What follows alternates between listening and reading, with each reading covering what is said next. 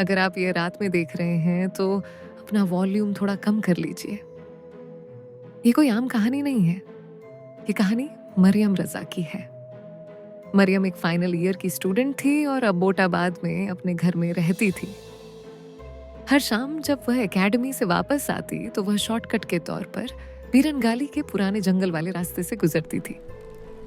लोग शाम के बाद इस रास्ते से गुजरने से बचते थे, लेकिन मरियम को हमेशा जल्दी घर पहुंचना होता था। वह खुद से कहती थी कि डर सिर्फ तसव्वुर है। उस दिन मौसम ठंडा था और रास्ते पर हल्की फॉग छाई हुई थी। शाम के करीब 6:40 PM थे। दोनों तरफ खड़े दरख्त नॉर्मल से लंबे और अजीब दिखाई दे रहे थे। उनकी परछाइयां रास्ते पर डरावना असर डाल रही थीं। हवा कुछ भारी और सन्नाटेदार थी, जैसे कोई खामोशी बयां कर रही हो। मरियम अपनी बाइक पर आगे बढ़ रही थी कि अचानक बाइक रुक गई। इंजन ने कोई आवाज नहीं दी, कोई वार्निंग नहीं। बस बाइक बंद हो गई। मरियम ने चारों तरफ देखा। खामोशी इतनी गहरी थी कि उसके अपने दिल की धड़कन भी उसे सुनाई दे रही थी। न बर्ड्स, न इंसेक्ट्स, न हवा की सरसराहट। वो दोबारा इग्निशन ऑन करने की कोशिश करने लगी, लेकिन बाइक ने कोई जवाब नहीं दिया। तभी उसने सुना फुटस्टेप्स, रास्ते से नहीं, जंगल के अंदर से, धीरे, बहुत धीरे, जैसे कोई जानबूझकर उसकी सांसों की आवाज सुन रहा हो। मरियम ने खुद से कहा, शायद कोई जानवर है। उसने अपना फोन निकालने के लिए हाथ बढ़ाया, लेकिन उससे पहले कि वह अनलॉक करे, अंधेरे से एक आवाज आई। एक औरत की आवाज, शांत और पास। मरियम, उसका हाथ कांपने लगा। इस रास्ते पर कोई उसका नाम नहीं जानता था। फिर वही आवाज बोली, तुम गलत रास्ता ले चुकी हो। उसी समय उसका फोन बजा। Caller ID. अम्मी मरियम ने जल्दी से कॉल उठाई। उसका दिल जोर जोर से धड़क रहा था, लेकिन उसकी माँ की आवाज नॉर्मल नहीं थी। वो फुसफुसा रही थी, बेटा पीछे मत देखना, वो तुम्हारे बिल्कुल पास है। मरियम कुछ बोलना चाहती थी, लेकिन कॉल कट गई। वो वहीं फ्रोजन हो गई, सीधे आगे देखती हुई। फिर उसने महसूस किया एक हाथ धीरे से उसके शोल्डर पर रखा गया।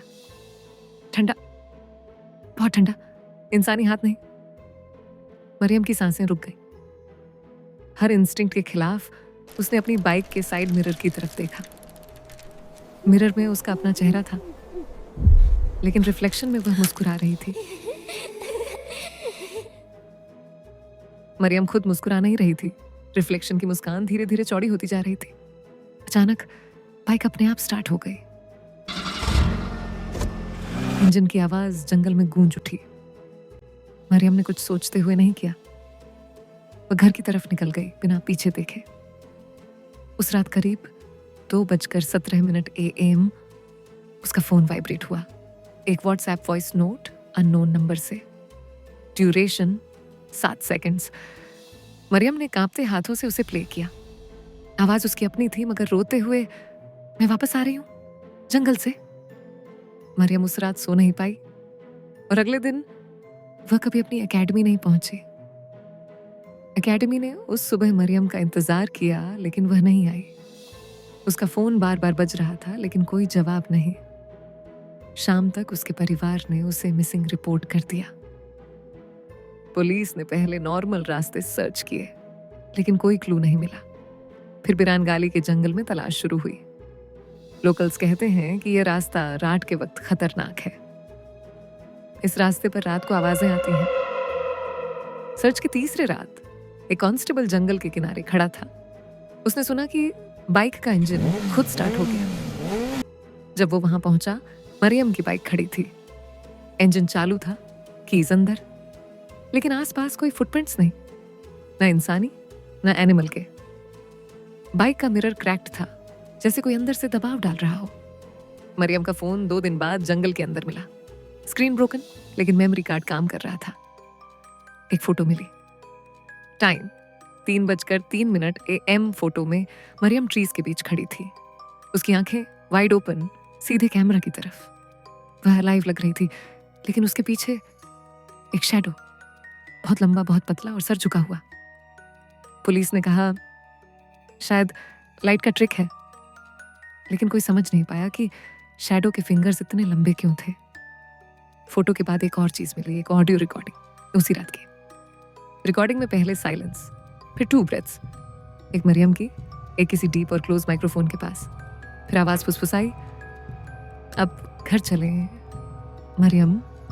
मरियम ने काल्म आवाज में जवाब दिया, हाँ मैं तैयार हूं। रिकॉर्डिंग खत्म।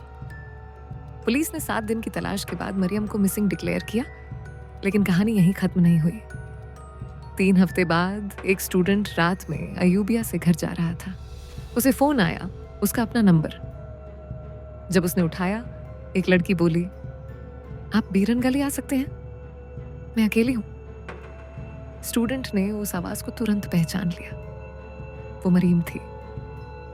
आज भी लोग कहते हैं कि अगर आप बिरन गली से रात के वक्त गुजरते हो, आपका फोन नेटवर्क के बिना भी बच सकता है।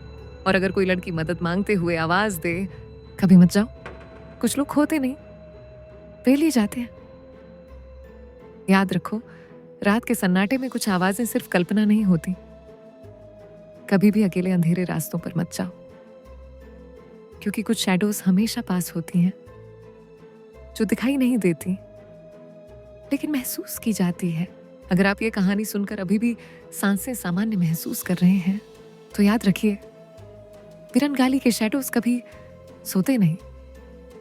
रात के सन्नाटे में अगर आपको कोई हल्की फुसफुसाहट लगे या कोई आपके नाम पुकारे, तो समझ जाइए ये सिर्फ इमेजिनेशन नहीं है। अकेले मत जाइए, कहीं भी फोन नेटवर्क काम ना करे, और अगर कोई मदद मांगती हुई आवाज सुनाई दे, कभी मत देखिए पीछे, क्योंकि कुछ शैडोज जो एक बार आपके रास्ते में आ जाती हैं, कभी वापस नहीं जाती। अगर आप चाहते हैं कि मैं और ऐसी कहानियां सुनाऊं और आपको जंगल के उन अंधेरे रास्तों की हकीकत दिखाऊं, तो अगली बार मेरे साथ वापस आइए।